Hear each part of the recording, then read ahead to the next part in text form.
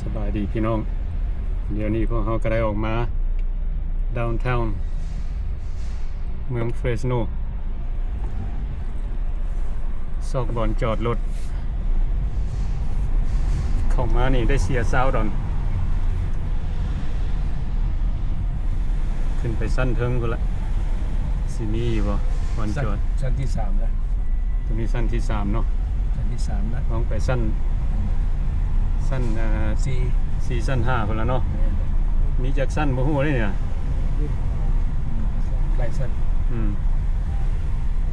เบิ่งสั้น4เนาะ สั้น4คนหลาย นับคนเขาเรา ฮะ เลี้ยวซ้าย น้ำก้นเขาบ่ได้แล้วเนาะแม่นหรือเปล่า มีผู้สิออกนะซื้ออีเวนต์เป็นซื้อว่าจังได๋ Fresh Yes มื้อนี้พวกเขาก็ได้ออกมา งานเพิ่นจัดขึ้นเพิ่นเอิ้นว่า Fresh Yes อยู่ในเมืองเฟรสโน fresh yes festival มื้อนี้ก็ได้มานำกันกับยายแอดเวนเจอร์กับจอห์นสปอต they do John spot บ่มีบ่ only spotty spotty ใช่มือโอ้ขโมยนะครับ ก็เราขึ้นบ่หมอเลยสิครับค่อยๆหาไป สิออกบ่หมอนั่น พอได้ก็สิออกก็ผู้ดี ซอกจอดรถบ่แม่นธรรมดา เสียเงิน20 ดอลเนาะได้จอดรถแล้วเนาะอันนี้ก็สิอยู่สั้นที่4สีท้ายให้พี่น้องได้เบิ่ง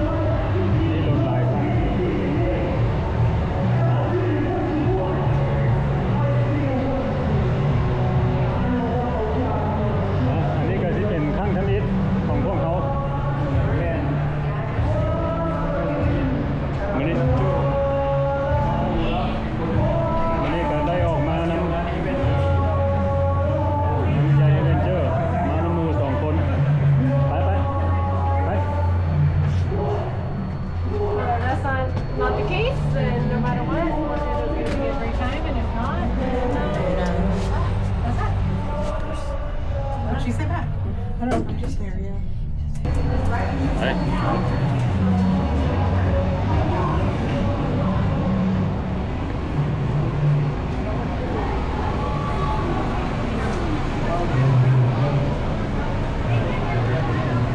ดาวน์ทาวน์เฟรสโนเด้อพี่น้อง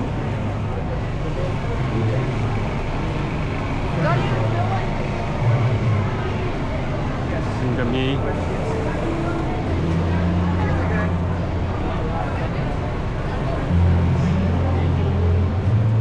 ฟู้ดช็อปหลายเนาะ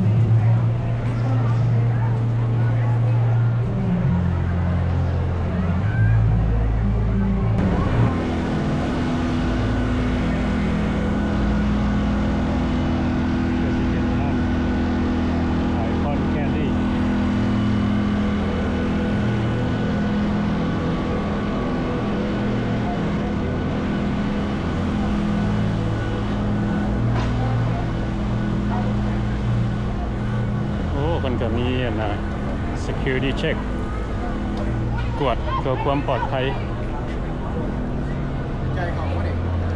ฮะบริจายนะเดี๋ยวนี้พวกเขาก็ได้เข้ามาข้างในเลยเนาะก่อนที่เข้ามานี่เพิ่นก็มี security กวดเพื่อความปลอดภัย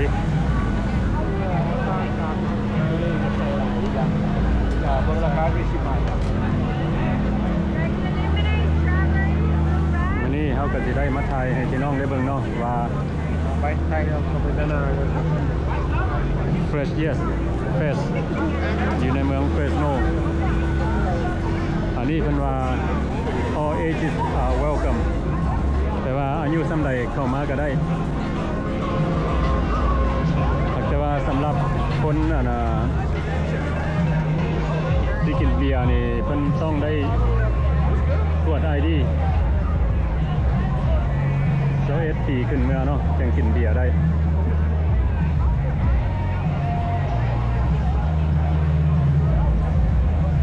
พวกเขาจอดรถอยู่ทางเทิงเพิ่นชั้น4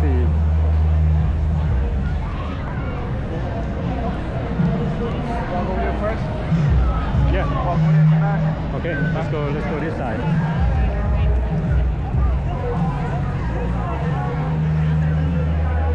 ย่างไปเบื้องซ้ายก่อนเนาะ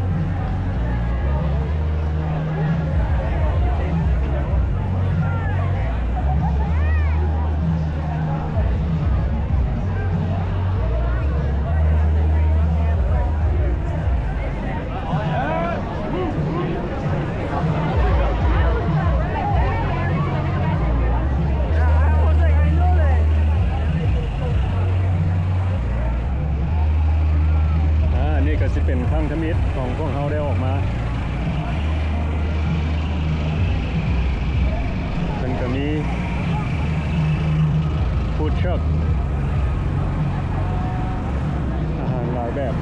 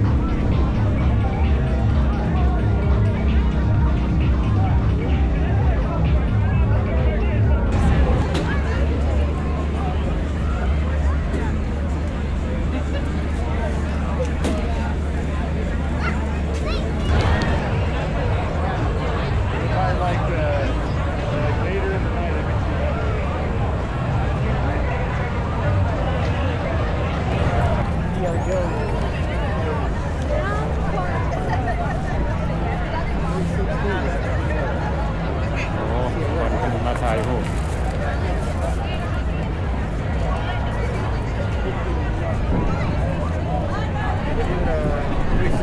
video. อีเวนต์ของเพิ่นมื้อนี้เพิ่นเอิ้นว่า Fresh Yes 2025 Fresh Yes ปี 2025 อันนี้ก็เป็นอีเวนต์ที่เพิ่นจัดขึ้น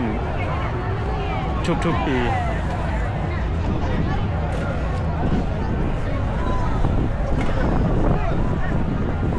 ถ่ายรูป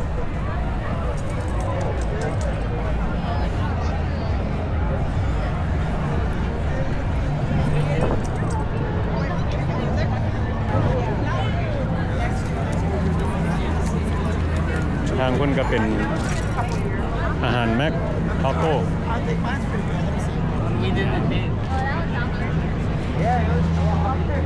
อันนี้อาหารอย่างนี้Korean hot dog นี่หวะโอ้เสียงโซก อันนี้ก็สิเป็นอาหารอเมริกา ข้าเจ้าโซกดีจ้ะเพราะว่าเนี่ยมันเป็นอีเวนต์เพราะว่ามันเป็นอีเวนต์ของพวก มีแต่ hot dog เบิด บ่มีแต่ฮอทดอกเนาะนั่นก็เป็นโคนดอก hot dog hot dog Korean hot dog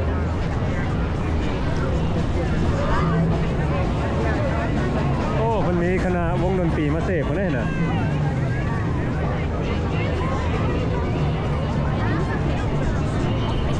นี่ก็ชาโก้เนี่ย ข้างชาโก้ก็หลายแล้วก็พวกเชฟให้ขายน้ำแข็ง ไปเฮาก็สิย่างไปเรื่อยๆบางเทื่ออาจจะเห็นอาหารลาว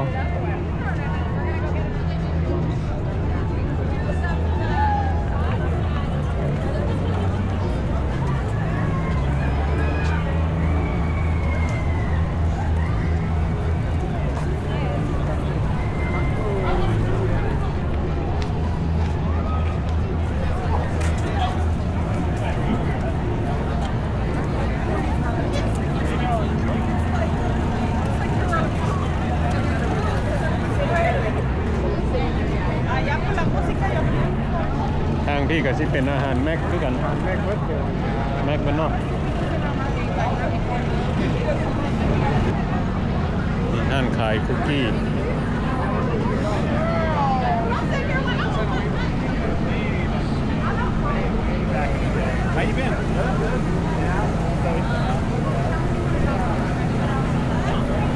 สเต็ก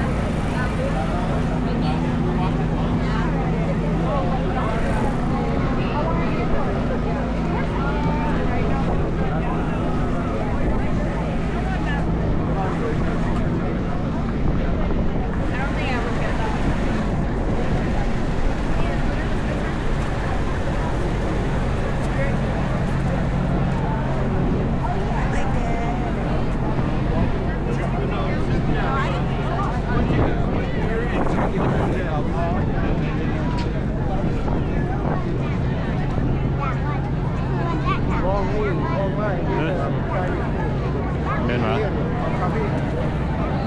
โอ้นั่นเป็นอย่าง They got the game going on too then let's check it out มาถ่าย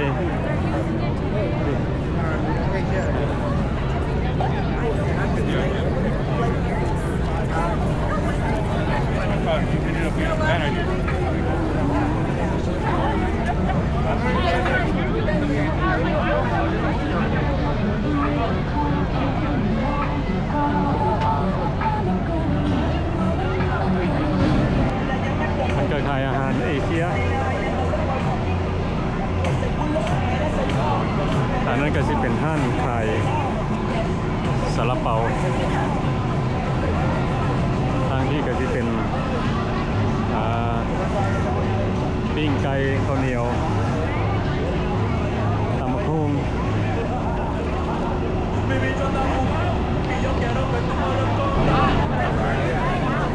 อันนี้ก็สิเป็นอาหารเอเชียคือกัน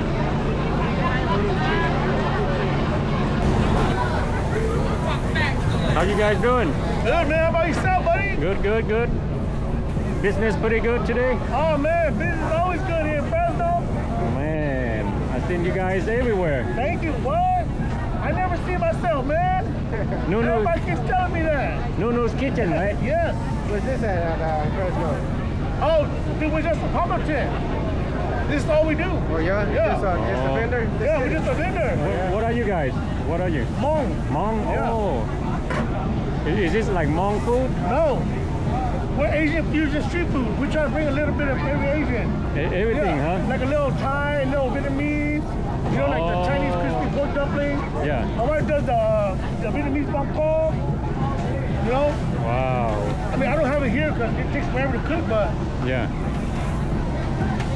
Okay. know, just a little bit of everything. You know what I mean? Yeah. So when you come, you don't have you don't get like, you know, just fried rice or something like that. You know, you get a little bit of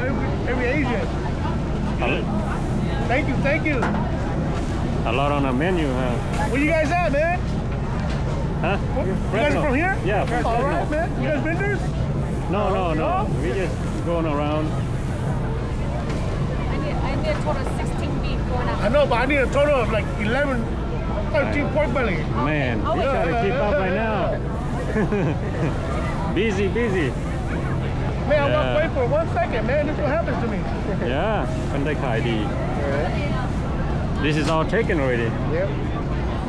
โอ้อันนี้ก็สิเป็นห้านของพี่น้องซาวมงBusy. ห้านของพี่น้องซาวมงเด้อ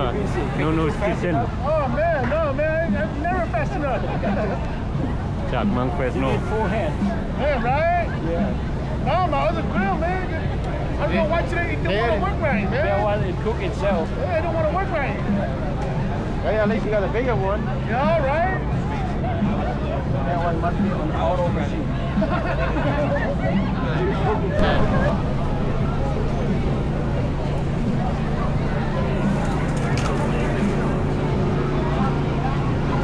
พวกเขาก็เริ่มเห็นห้านของเอเชียเนาะแต่สิเป็นอาหารมงแน่อาหารลาวแน่มาทางที่ก็สิเป็น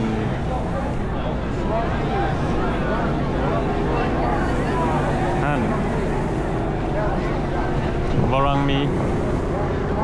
Work me, bring mine. สงสัยสิเป็นอาหารจีนเนาะมันก็มีพักสติกเกอร์อยู่ในโกรโอ้พวกนูโด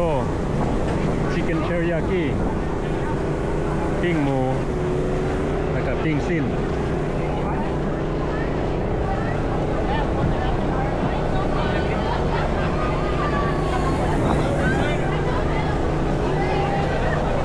เรามาทางที่ขายเสื้อผ้า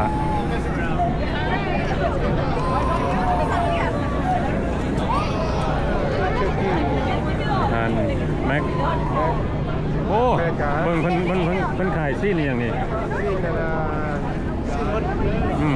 that, Islam, เพิ่นขายซี่ซัด Tuang. โอ้ did you jerk today เพิ่นว่า มันมีสิ้นปลาสลามสิ้นแค่สิ้นกวางโธ่อันนี้บ่แม่นธรรมดา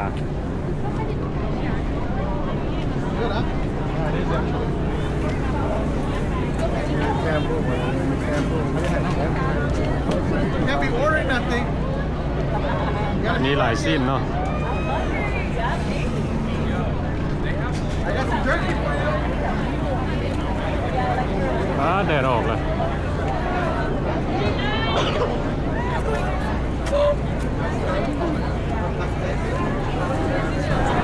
เดี๋ยวนี้ก็7 โมงแรงพอดีแดดออกมื้อนี้ฟ้ามืดมืดอันนี้ก็สิเป็นห้านขายซาลาเปา No, I expect they remember that. ขายหมวก This is dog food. Yeah. ท่านขายทามาเล่อาหารแม็ก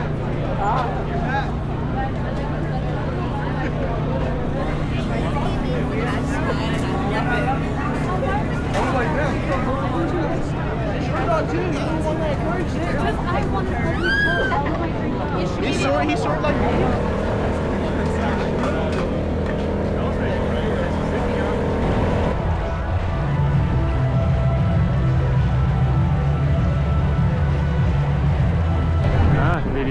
ก็ได้ออกมาถ่ายให้พี่น้องได้เบิ่งเนาะอันนี้ก็สิเป็นอีเวนต์ Fresh Yes ปี 2025ที่เพิ่นได้จัดขึ้นอยู่ดาวน์ทาวน์เมืองเฟรสโนมื้อนี้ก็มีพ่อแม่พี่น้องหลายคนเนาะออกมาบ่ว่าจะเป็นคนอเมริกาคนแม็กคนเอเชียคนหลายชาติแล้วเพิ่นก็มีร้านอาหารหลายเนาะบ่ว่าจะเป็นขายเครื่องนุ่งซูเวเนียร์หลายสิ่งหลายอย่างบ่ว่าจะเป็นอาหารแม็กอาหารอเมริกาอาหารเอเชียมีหลายเนาะโอเคบัดนี้พวกเขาก็สิได้กลับละแล้วก็เป็นยังไงก็ขอขอบใจทุกคนที่เข้ามาเบิ่งวิดีโอของเขา